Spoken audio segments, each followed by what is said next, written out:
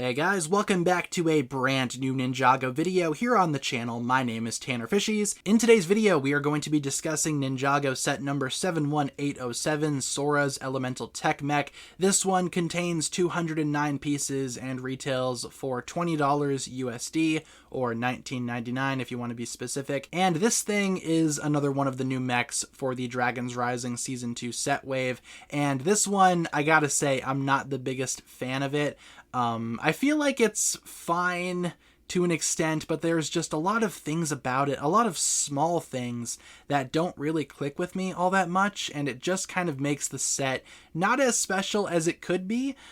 So right off the bat, we're not really talking super positively about this thing, but my goal for today's video is to simply discuss my thoughts on this set as openly and honestly as possible. This will not be a professional LEGO review, as I am not a professional LEGO review channel. I do like to talk about the sets that I buy. This one, though, right off the bat, it's not the most appeasing thing ever. It's kind of disappointing, all things considered. But of course, without further ado, hope you guys enjoy this review, and let's get started. So for the box, here's the front of the box, and the back of the box is still the back of the box.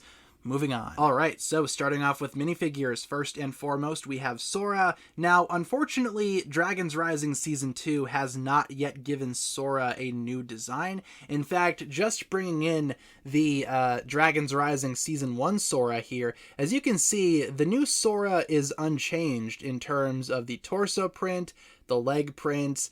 The only thing that's different for Season 2 Sora is that blue half mask, which has been used before. That is not a new piece, new for Sora, I guess. And also that hair piece, which has also been used before on Sora. So you're not really getting anything new here in terms of your Sora minifigure. Kind of disappointing. At least the new Aaron gave us a new mask. Maybe Sora could have done something similar?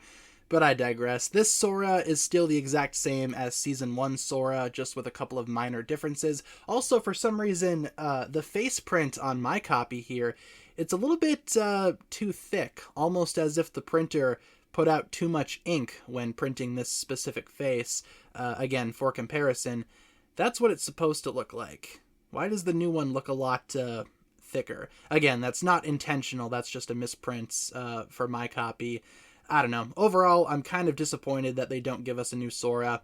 Oh well. Moving on. And finally, for the only other minifigure that you get in this set, this is a Wolf Mask Claw Warrior, except this guy is a little bit different from the other Claw Warriors out there because he has a massive jetpack, which is pretty impressive. It's not really the best thing ever, though, but it does have some posability. You can adjust the wings if you want, so that's kind of cool. Also, these wolf guys, we've talked about these guys before, too. They all pretty much use the exact same print, same mask as well. Same face underneath that mask, same thing. I do like their masks though. Like I've always said, those masks are pretty cool. Also, this one is one of them that comes with the Wolverine claws. I guess that's what makes it a Claw Warrior. But overall, the one thing that distinguishes this guy from the others is his jetpack, which you can easily detach as well if you don't want him to use the jetpack. That just pops off. Sure, he will be running around with one of those clear brackets, but you know, you can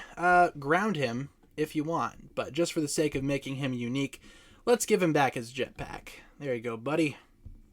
Wonderful. Strangely enough, the set also includes a little side build. It's nothing too crazy, it's just a little pink tree. Not sure what type of tree this is, but as you can see, it does have this clear thing sticking out the top of it. I'm not exactly sure what that's for, but I'm pretty sure it's so that you can make the wolf guy fly.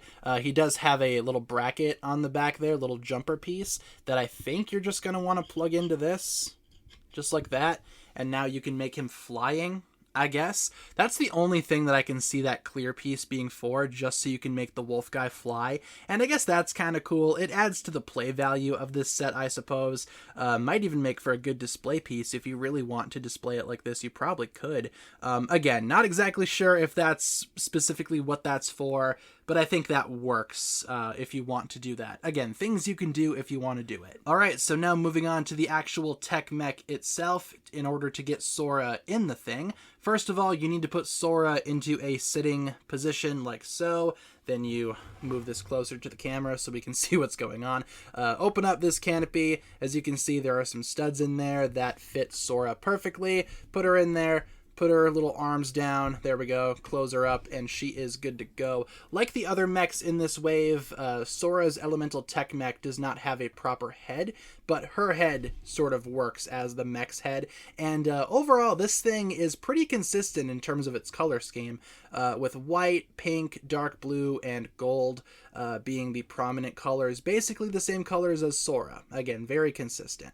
It's also rather tall. This is probably one of the taller mechs this wave. It's definitely taller than Cole's mech. I believe it stacks up to around the same height as Kai's mech, but of course we will compare those a little bit later on in the video. Articulation. First of all, the arms. Ball joints at the shoulders. That's good. No elbows, but they do give you one of those SCCBS joints to simulate an elbow, so I guess that's better than nothing. These fins on the back are on ball joints too, so you can pose those any which way that you desire. If you want those facing more forward or backwards, again, it's up to you. The back doesn't look all that great. Kind of barren and empty, but that's not articulation. But you know what is articulation? The waist joint, which, yeah, Sora's elemental tech mech does have a waist swivel. Look at that. Using the exact same technique that's also used on Cole's mech and Kai's mech for this wave. So I guess that's pretty cool. I like waist posability. Also, these skirt pieces, you can move those up if you want. These are the exact same pieces that Cole's mech used for the shoulder pads and the knee pads. Sora's mech uses it as a skirt. So I guess that's pretty cool. Very creative use of parts there. In terms of the legs, we have ball joints at the hips. So that's good. Very, very, very good. Also, there are no knees, but again, SCCBS joints used to simulate a knee. Guess that's better than having no knee. There is posability at the ankles too. Those are on a ball joint. They do have a stopper back there though to prevent the thing from falling on its face, and as a result articulation is kind of limited. You can go forward a little bit, but this is more so operating to get side to side action, not really so much forward and back, again because there is that stopper back there. So yeah, articulation on this thing, it's not the best ever. I think there are other mechs that have better articulation, but this thing isn't that bad. Let's start taking a look at its construction. So first of all, the torso is built up, again, rather snugly. Sora can just fit right on in there using one of these canopy pieces that have been around for a while. Same Dragon's Rising print that's used on a couple of the different mechs here. That is shared between a lot of them. Also, speaking of things that are shared between a lot of them, the hands are stupid. You might have noticed that I skipped over the hands while talking about the articulation.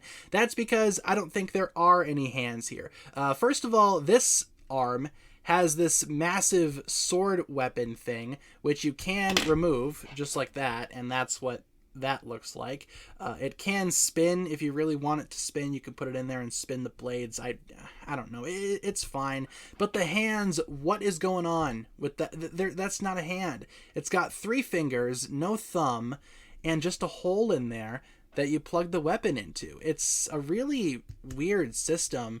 And then the fingers can barely grip the weapon. Again, you can move the fingers out of the way and spin this thing if you want. It doesn't really do a whole 360 unless you disconnect it, though. So that's kind of pointless. Again, I don't know why a lot of these mechs have a really dumb method for the hands. It's not a hand. I can't tell you what that is. The other arm has something similar, except instead of there being 2 swords, she has a shield, which you still can disconnect if you move these fingers out of the way. Take this thing out of there. Again, same hand. This is the shield. The shield can spin. That pink piece is really nice. I like having one of those pieces in that pink color. That looks nice. But yeah, you can just plug that back in. Yada, yada, yada. Wrap the fingers around it. The hands are stupid. It's hard for me to care about the hands because the hands are dumb. Yeah, at least the arms are constructed rather nicely. There are swords on either side, so you can have Sora wield 2 swords if you want in battle. Those are just stored right there. I don't know, man. The arms on this thing kind of leave a lot to be desired. The upper arms and lower arms, I think, are fine in terms of their construction, but those hands, I don't like those hands at all. Kind of a big miss for me there. Like I said, there's like nothing going on the back, so, you know, moving on down to the legs here. just so we can wrap this up. The legs are a lot like the arms in terms of their color scheme, their construction. They're not that beefy. They're more tall and lanky, but they do still have some bulk in there. They are not completely barren. They don't feel hollow. They feel like they have some substance there. The feet, again, it's what you'd expect for the feet, man. I don't know. I'm already running out of things to talk about regarding this mech. It's definitely not my favorite thing ever. I feel like other mechs in the past, even other mechs for Sora, have done a better job at, I guess, being a little bit more competent. Of course, it is worth mentioning this mech is rather cheap, but still, it doesn't feel all that great. It feels super finicky. It doesn't feel very stable. I find that it slips and slides around a lot. The hip joints aren't really all that tight, so it's kind of hard to pose the thing. I don't know. This thing just feels frustrating to me. I don't know how else to describe it to you. It just feels frustrating. Like I said, Sora's mech can participate in the whole part swapping gimmick that a lot of these other mechs participate in. For example, here is Cole's Elemental Earth mech. We already compared these two in the Cole review, so I will just make this very quick. Sora's mech is a lot taller than Cole's mech, so I guess it has some height over Cole in that regard, but still, you can swap around parts if you want from mech to mech. You know, it doesn't matter. And also, here we have the other mech from this wave, the Kai Fire mech. That'll probably be my next review. Again, Sora's mech is a little bit taller than Kai's mech too. So Sora has the tallest mech out of the entire selection here. Of course, Kai and Cole's, they have more bulk, compared to Sora's mech, but Sora's mech definitely has the best height out of all of them. Something else that I'm not really super fond of regarding Sora's Elemental Tech mech is that it's kind of repetitive. Bringing in this set right here, this is from Dragon's Rising Season 1. That is Sora's Mech Bike Racer. Now, Sora, I feel like she got the better mech in Season 1. I would much rather have this than this. Again, this transforms. Sure, this can combine with other mechs, whatever, but this transforms. This feels more complete. This is the more complete set, in my opinion, and I have problems with this set, but I feel like it is better than Sora's Elemental Tech mech on the left there. I don't know. Just figured I would compare the two just because they are both mechs for Sora, and I still had this thing on standby. But yeah, not really very good compared to the older mech either. And just for fun, here it is with Studio Series Optimus Primal from from Rise of the Beasts. Just because we've been doing a lot of Transformer comparisons in these reviews, why not keep the trend going? And really quick before we wrap up, here we have the spare parts and the instruction manual. There are no stickers used on this set. So to wrap up my thoughts on Sora's Elemental Tech mech, obviously I find this one to be pretty disappointing. It's not my favorite of the three combining mechs. In fact, it might be my least favorite. And the mech itself, I feel like it's just good for the parts. It has some good parts in it. The mech has some decent building and decent articulation, but those could be better as well. Yeah, not a great mech. If you can get one Sora mech, I'd honestly recommend the Dragon's Rising Season 1 mech, because at least that comes with A, better minifigures, and B, a mech that is actually fun to play with. This thing just kind of feels finicky, might not even work as a desk toy. The only way that I could recommend this set is if you are wanting to get all three of the combining mechs. I just feel like the original mech, the one from Dragon's Rising Season 1, is better compared to this one. This one kind of falls flat. With that being said though, guys, that'll pretty much wrap it up for my thoughts here. Thank you so much for watching. Leave all of your thoughts down below in the comments regarding Sora's Elemental Tech mech. Do you like it? Do you not like it? Why or why not? And again, I appreciate you guys tuning in. If you guys enjoyed this one, feel free to like and subscribe, do all that fun stuff, and I will talk to you guys again very, very soon. Peace.